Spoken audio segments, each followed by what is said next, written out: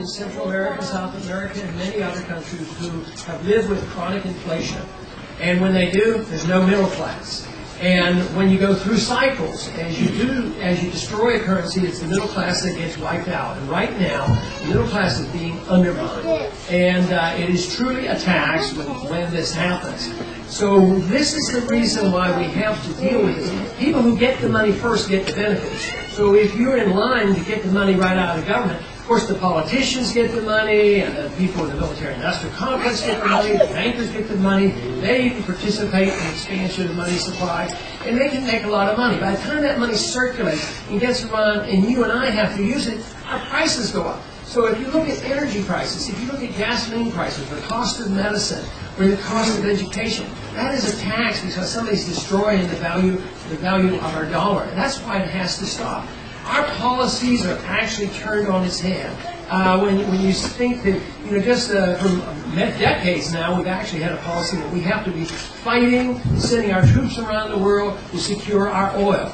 But here it is, 7 years ago, we embarked on expanding our role in the Middle East. We go into the Middle East to protect our oil. At the time the Iraq War started, oil was $27 a barrel. Where is it now? Close to $100 a barrel. So we went and spent nearly $1 trillion in military operations, and we put in that money to run that, or borrowed it from China, and then that of course participates in increasing the cost of oil. So whenever you see the prices going up, and we see the prices of fuel and gasoline and medical care and on, we realize that we have to tighten our belts. And for me, the area to tighten our belts is not all that difficult. What we should do is attack all the spending overseas. We don't have to attack our policies here at home. And the best way to do that, in order to cut this $1 trillion empire operation that we have, is we need to start immediately and start bringing our troops home.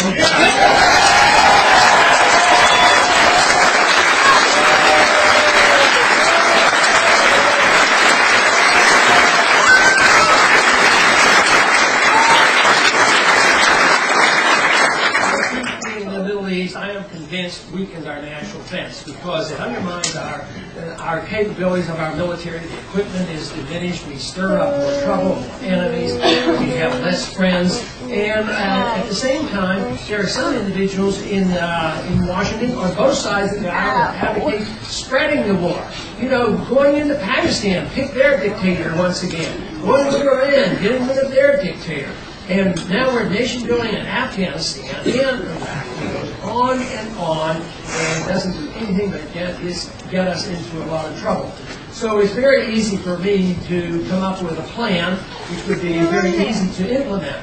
And that is, this war ought to end, and it should not spread. And it ought to end by us bringing our troops home and just saying a mistake is bad enough, but to perpetuate it forever, just exciting more people and more anger toward us, we will now be in greater danger than ever before, because occupation is the key to the incitement of the hatred toward us. And therefore, we have to change our policy. And that's a far cry from blaming the American people. There's not one single person in this room that's guilty. It's the few policymakers that send us off and use our kids, our young people, and our money to do things that we shouldn't be doing.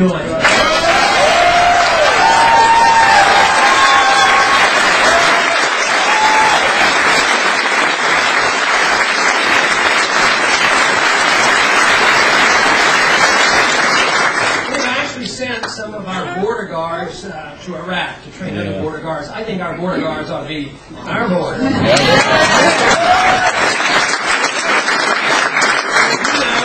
know that many of our guard units, Air National Guard and Army National Guard units, where are they? Overseas. When they're supposed to be here taking care of our problems, we have natural disasters here, we want our troops here at home.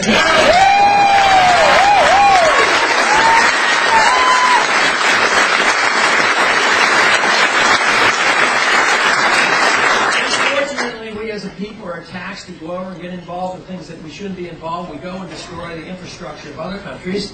And then somebody comes up, oh, we shouldn't have done that. Let's rebuild it. So we get taxed to blow it up. Then we get taxed again to rebuild it. At the same time, what's happening to our infrastructure in this country? It's going down. We should be taking care of our infrastructure in this country.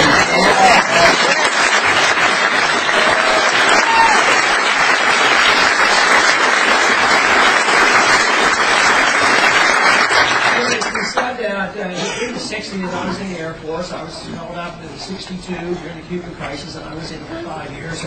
And it was always this argument year after year that we can't go home because if we leave Vietnam, there would be chaos. Well, we finally had to leave after nearly 60,000 men and women were killed, and probably 2 million Vietnamese. And they said, oh, there would be the domino effect and would all turn communist. And guess what happened after a few years? Now they're more capitalistic than we are. China's become our banker, of all things. So yes, we produce less, we buy more, we export our dollars, they loan us our money back, we become dependent on them. And we're out messing around with our military, trying to secure our oil. At the same time, China's taking our dollars and investing in oil wells in Iran and other places. We need to wake up. I mean, it just doesn't work anymore. And we need to just go back to the fundamentals. It's not complex. How about a rather unique idea? Let's hold everybody's feet to the fire in Washington and make sure that they always obey the Constitution.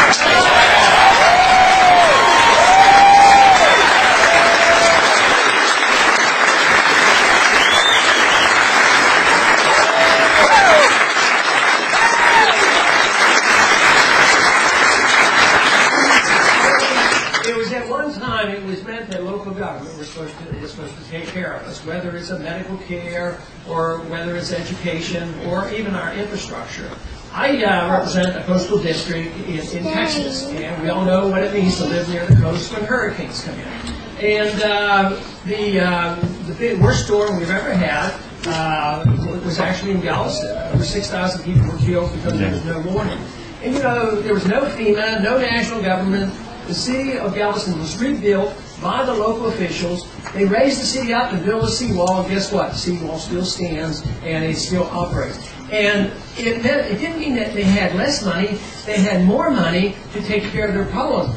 But today, it isn't only the money going to Washington and then trying to get our money back again, but when it comes back, have you ever noticed there's too many regulations about what they do? And when they come in here to New Orleans to try to solve the problem and the sad affairs there, what is one of the first things the federal government thinks they ought to do? We better go in there and take the guns away from the people.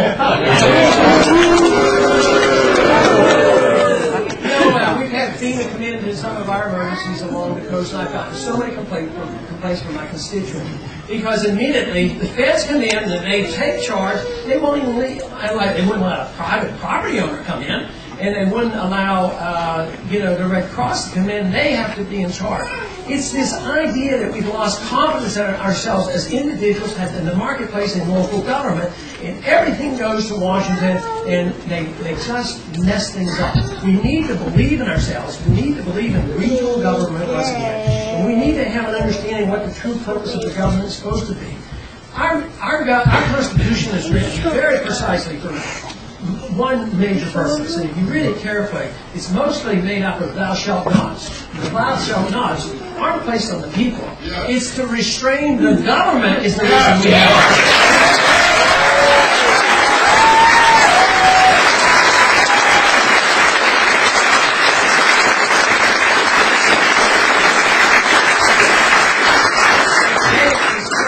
It's supposed to protect private property, but what do we hear now? They're talking about a highway running from Mexico to Canada and North American. Got that right. So it is from my strong position now, and it will continue to be that position, and that is we don't need a North American Union. We don't need the NAFTA highway.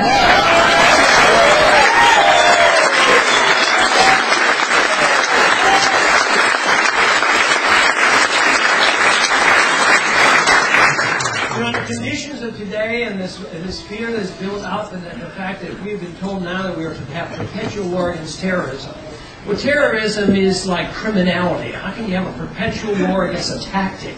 And yes, it's very serious, but we have to understand, why it happens, what to do, and how do we protect against it. But when they talk about a perpetual war against terrorism, unfortunately, the attack has been on our American freedoms, our individual freedoms. That's what our real problem is. It comes up with these schemes, and the proposal is for us to have a national ID card. We don't need a national ID card.